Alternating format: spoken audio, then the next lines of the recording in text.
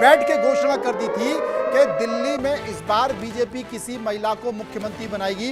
और एक और बड़ी खबर है, स्पीकर के तौर पर ब्रजेंद्र गुप्ता को जिम्मेदारी मिल सकती है। यह जानकारी हम तक अभी पहुंची है, लेकिन उप मुख्यमंत्री को लेकर अब तक कोई घोषणा नहीं हो पाई है। मनोहर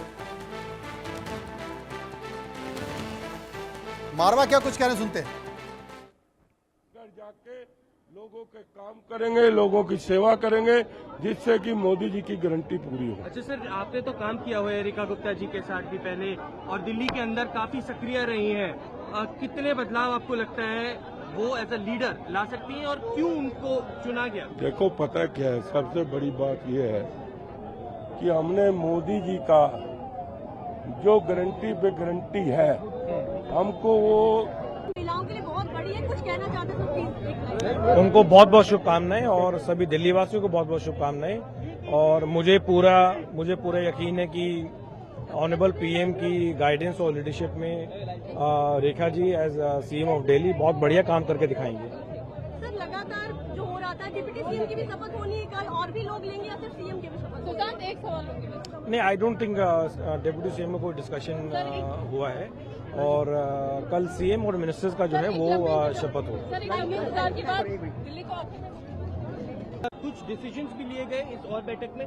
स्पीकर का अनाउंसमेंट क्या हुआ, डिप्टी सीएम का क्या अनाउंसमेंट? नहीं और देखो कहा है ना, जो हाईकमान फैसला करेगी। हम तो कहते हैं मोदी जी जिंदाबाद। विकसित भारत की विकसित दिल्ली का रास्ता खुलेगा। सर, एक महिला चेहरा चुनने के पीछे क्या रणनीति है भाजपा की, क्या मैसेज है? 48 कमल के बियरर्स थे, उसमें से एक चुना गया है। उसे आप महिला पुरुष करके आंकना चाहती हैं, you are free to do that. Out of 48 flag bearers of the Kamal, one has been selected। Sir, इस मीटिंग में क्या डिप्टी सीएम और कैबिनेट मंत्रियों को लेकर आदमी से सवाल पूछ रही हैं आप? तमाम वो चेहरे जिनके नाम चल रहे थे थोड़े से बुझे हुए लग रहे हैं। सतीश उपाध्याय को आप देख सकते हैं, थोड़ा सा आप चेहरे पर एक मायूसी। प्रवेश वर्मा पीछे खड़े हुए हैं।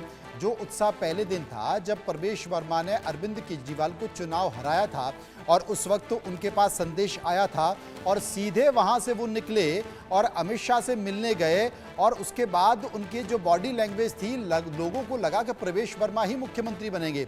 लेकिन उस वक्त भी हमने चर्चा में कर दिए थे। और मनोहर, आपको याद होगा मैंने कहा कि विधायक दल की बैठक में पर्यवेक्षक के तौर पर अगर जाट कोई नेता आया है, जाट समुदाय से पर्यवेक्षक है, तो आप मान लीजिए कि प्रवेश वर्मा या जाट मुख्यमंत्री नहीं होगा। सही कहा। और वो आपका जो राजनीतिक अब तक का अनुभव रहा है कवरेज का, वो सही साबित हुआ है। और ओपी धनखड़ ने रेखा गुप्ता के नाम को आगे रखा है। जो पर्ची निकली थी वो रेखा गुप्ता। कपिल मिश्रा क्या कह रहे हैं, सुनते हैं कपिल मिश्रा। जब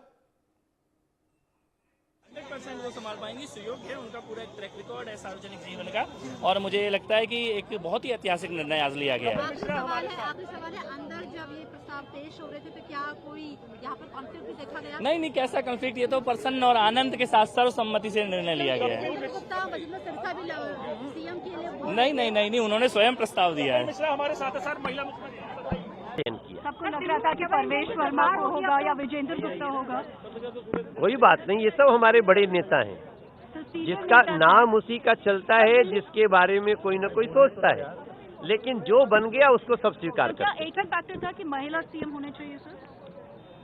अभी ऐसा नहीं है, रेखा गुप्ता जी की अपनी क्षमता है, और हमारे यहाँ इतना नहीं सोचा जाता। कोई एक कार्यकर्ता बनना था, भाजपा का मुख्यमंत्री रेखा गुप्ता आगे बढ़ गई। दिल्ली में क्या बदलाव देखे जाएंगे? सरकार है, महिला आपको ऐसी दिल्ली बना करके देंगे जिसपे आपको एक दिल्ली के नागरिक के रूप में गर्व होगा।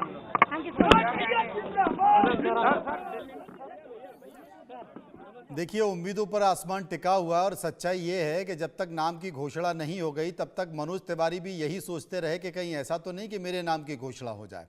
लेकिन अब हो गई तो हो गई, और तमाम वो उम्मीदवार, तमाम वो दावेदार जिनके नाम चल रहे थे, वो सब पीछे छूट गए। और आप देख सकते हैं कि जिस तरीके से प्रवेश वर्मा पीछे खड़े हुए हैं, सतीश उपाध्याय पीछे खड़े हुए हैं, ये तमाम लोग पीछे खड़े हुए हैं, लेकिन वो पीछे खड़े रह गए और रेखा गुप्ता दिल्ली की मुख्यमंत्री बन गई। इसी को भारतीय जनता पार्टी कहा जाता है। लेकिन हम लगातार इस बात को बता रहे थे कि इस बार संकेत भारतीय जनता पार्टी, क्योंकि मैंने आपसे कहा था मनोहर, मैंने आपसे इस बात का जिक्र किया था कि बीजेपी का जो संसदीय दल है, बीजेपी का जो संसदीय बोर्ड है, उसमें सभी समुदाय को लेना होता है, महिला की भागीदारी भी होती है। और आपको याद होगा कि हरियाणा की एक वरिष्ठ महिला नेता इसमें संसदीय बोर्ड की सदस्य हैं, तो अब उनकी जगह दिल्ली की रेखा गुप्ता संसदीय बोर्ड की सदस्य हो जाएंगी।